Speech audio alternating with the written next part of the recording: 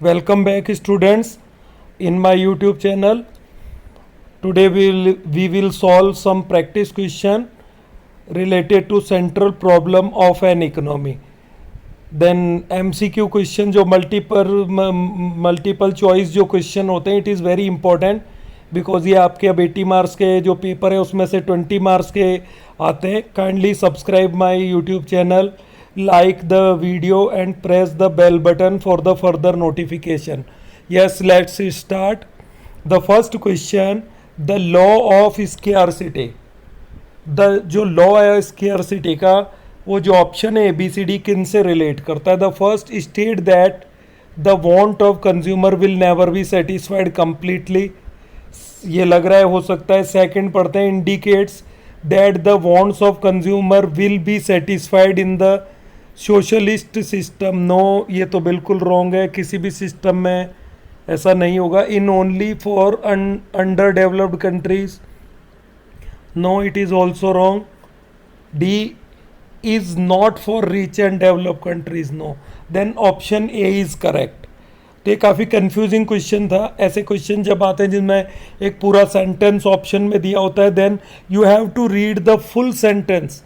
कहीं एक पॉइंट भी आपने समझने में गलती की, then you will tick the wrong answer.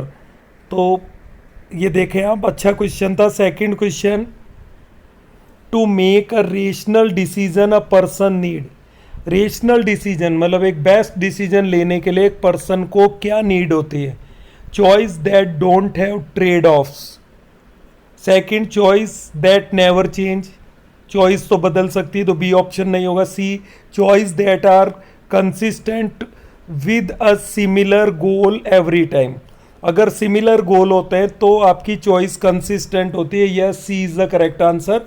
इसको मैं थोड़ा एक्सप्लेन कर दूं. If the market price of the good is not change, और आपकी इनकम चेंज नहीं होती है, तब फिर आपका जो चॉइस है कंसिस्टेंट रहती है.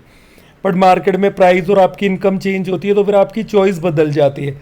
So point C, option C is correct answer. D वाला था लॉजिकल चॉइस विदाउट एरर, ये भी पॉसिबल नहीं है. These are the internal and deeply question of these chapters. ये सिंपल क्वेश्चन नहीं है. Then you have to study the chapter hard to answer such questions. Question number 3, the central problem of an economy is. Central problem जो है economy की वो क्या है? Option है, assigning limited resource in a way that unlimited desire and the needs of the society are satisfied.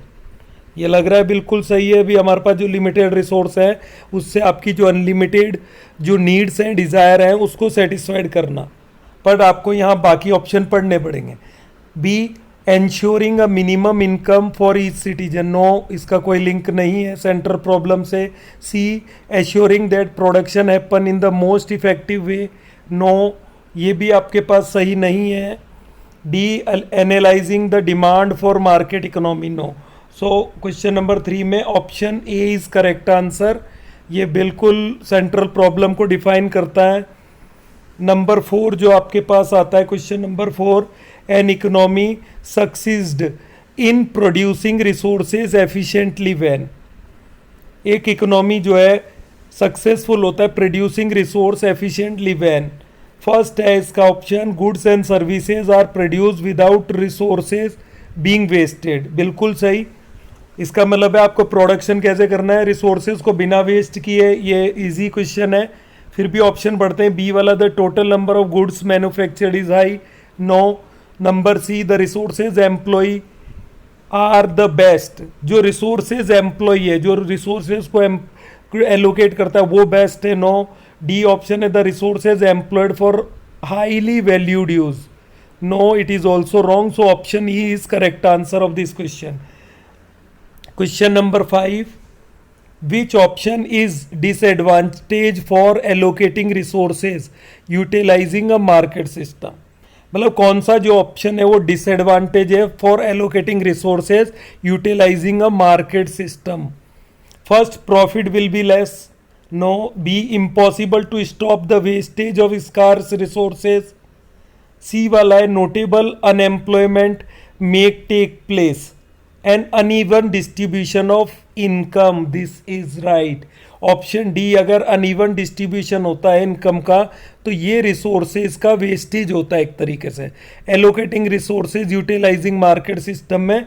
तो अगर आपका अनइवन डिस्ट्रीब्यूशन इनकम का होगा तो ये एक डिसएडवांटेज होता है कि आपका प्रोडक्शन वर्क तो चल रहा है पर इनकम सभी की नहीं बढ़ रही है। This is called uneven distribution of income. Question number 6, which branch of economic theory is associated with the difficulty of resources allocation.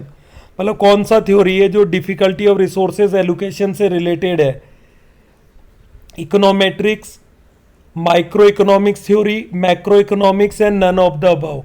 तो इसमें करेक्ट आंसर है माइक्रो इकोनॉमिक्स थ्योरी है, जो आपके 11th में माइक्रो चलता है और मैक्रो 12th में पढ़ेंगे।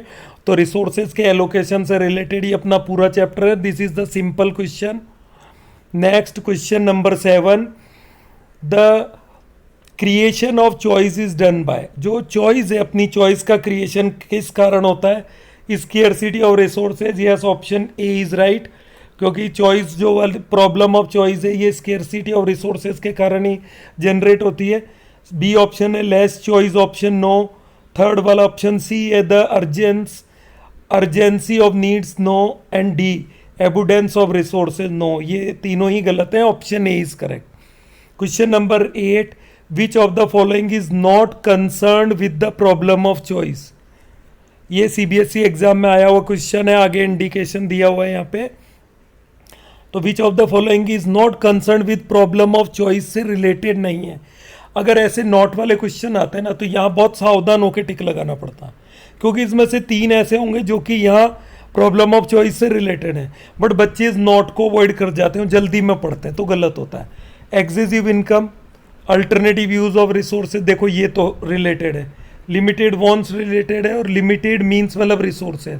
तो ऑप्शन ए इज करेक्ट। यहाँ भी ऑप्शन ए करेक्ट होगा। ज़्यादातर क्वेश्चन का ऑप्शन ए करेक्ट आ रहा है, ये ऑर्डर में मैंने जमाया तब ऐसा हो गया होगा। Question number 9, which economy generally faces the problem of scarcity of resources. कौन सी इकोनॉमी में रिसोर्सेज की स्केर्सिटी वाली प्रॉब्लम आती है? तो अपने पास ऑप्शन है developed economy, option A developing economy, C backward economy and D all of this. तो यहाँ पे डी ऑप्शन आपका करेक्ट होगा, because all economy whether it is developed, developing और बैकवर्ड या स्टेगेंट होगा, वहाँ स्केर्सिटी ऑफ रिसोर्सेज का प्रॉब्लम सभी इकोनॉमी में आता है। Question number 10, economics is the best defined as the study of how people. ये PEOPLE था, यहाँ स्पेलिंग थोड़ा मिस्टेक हो रहा है तो आप इसको करेक्ट कर लें, मैं करेक्ट कर देता हूँ। PEOPLE प्यूपिल होगा ना, प्रिंटिंग मिस्टेक है। नंबर ए ऑप्शन है use their infinitive resources, wrong है, रिसोर्सेज इन्फिनिटिव होते ही नहीं है। बी वाला ऑप्शन है choose abundance over scarcity, no, scarcity होगी तो एबुडेंस कैसे चूज करेंगे।